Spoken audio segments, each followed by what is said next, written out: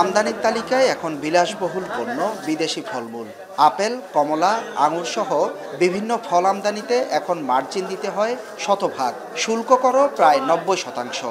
বাজারে প্রতিটি ফলের দাম ২৫০ থেকে ৩০০ টাকা। সে ফল কেনার সাধ্য নেই অনেকের। অথচ আমদানি করা ২১ কন্টেইনারে প্রায় ৪০০ টন ফল আজ ধ্বংস করা হচ্ছে চট্টগ্রামের হালিশহর ময়লার ডিপোতে। বাজার মূল্যে প্রায় ১২ কোটি টাকার এসব ফল পড়ে থেকে নষ্ট হয়েছে চট্টগ্রাম বন্দরে। কাস্টমস কর্মকর্তারা জানান, আমদানিকারক খালাস না নেয়ায় কয়েক বছর ধরে বন্দরে পড়ে থেকে নষ্ট হয়েছে এসব ফল। নিলাম জটিলতায় দিনের পর দিন পড়ে থাকে ফল। সোমবার ময়লার ভাগাড়ে ঠাঁই হয় ডলার ব্যয় করে আমদানি করা এসব ফলের।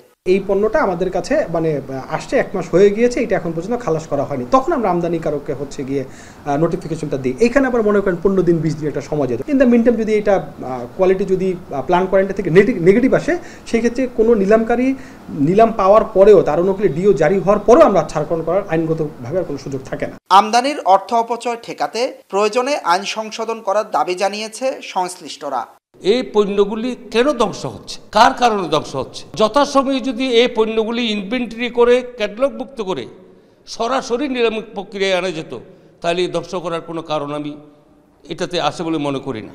এসব কন্টেইনার শীতাতপ নিয়ন্ত্রিত, তাই যতদিন বন্দরে পড়ে থাকে দিতে হয় বিদ্যুৎ সংযোগ, চলে এয়ার কুলার।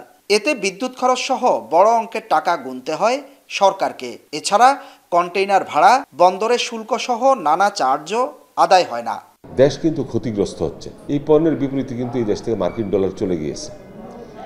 আবার চিটাং বন্দর কর্তৃপক্ষও কিন্তু ক্ষতিগ্রস্ত হচ্ছে। তার ইলেকট্রিসিটি সব কিছু ব্যয় করে এই পণ্যকে সংরক্ষণ করে রেখেছে। তাতে করে এই পণ্যের বিপরীতে কিন্তু তাদের একটা কস্টিং আছে এবং খরচ আছে। এর আগে ২০২৩ সালে ২২০ কন্টেইনার ও ২০২২ সালে ৭৩ কন্টেইনার পণ্য ধ্বংস করা হয়। হোসাইন জিয়াদ, এখন চট্টগ্রাম।